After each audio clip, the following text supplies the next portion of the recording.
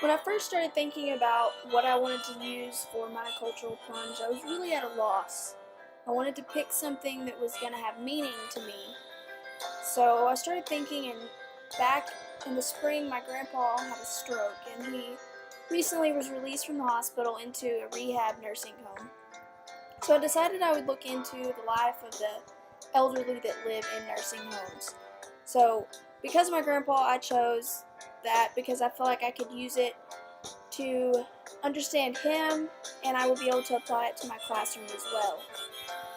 Um, Once I chose this topic, it made me think about the story called Grandpa's Wooden Bowl. It's about a grandpa who lives with his son, daughter-in-law, and grandson. The family cast him to his own table because he's always spilling his food, making a mess, dropping his fork, breaking dishes. So they no longer let him sit at the family table, they make him sit alone, and they give him a wooden bowl because he won't be able to break it.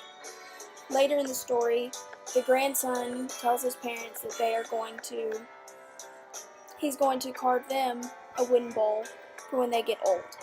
And this made the family think, and they brought the grandpa back to their table, and they started treating him like family again. And I feel like this happens a lot with our elderly.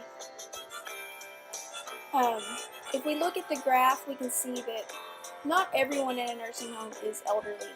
Yes, about 88% are above 65 years old, but that still leaves almost 22% that are under the age of 65. And since our expected life expectancy is about 78 years, you can't imagine being in a nursing home before the age of 65. The nursing home I chose to visit was Providence Park. That is the nursing home where my grandpa was at.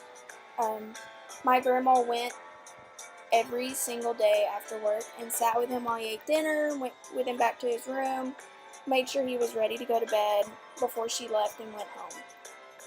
So I took the pleasure of going with her one afternoon, and we sat and we ate with him, took him his food from somewhere else because he swore their food wasn't any good.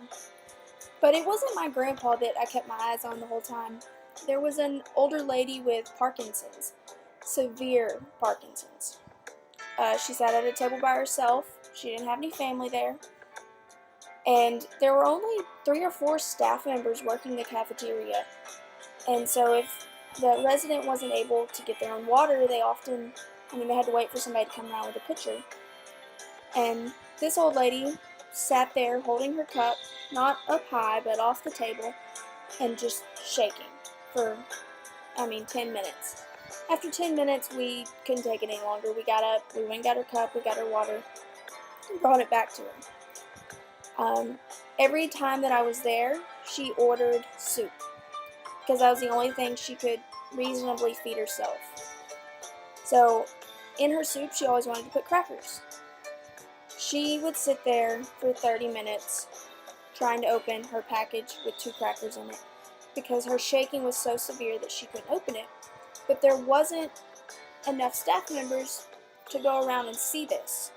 So she wouldn't yell out for help. She would just sit there and struggle until somebody couldn't take it any longer and came and helped her, or a worker did finally see her.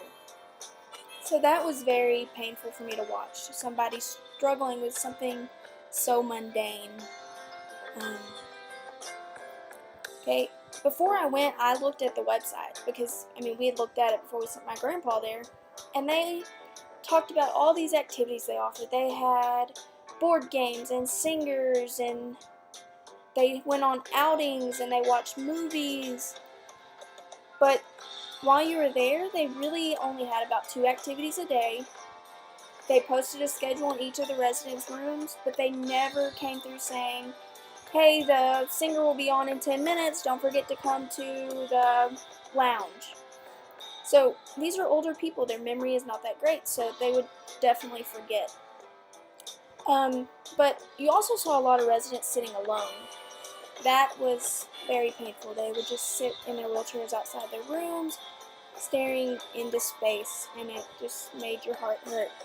So this project has really made me realize how important it is to keep your family close and to see when people need help, because not everyone is going to ask. And that is something I want my students to understand, is that sometimes people need help even though they won't ask. And that's the one thing I'm going to take from this and try to drill into my students' heads.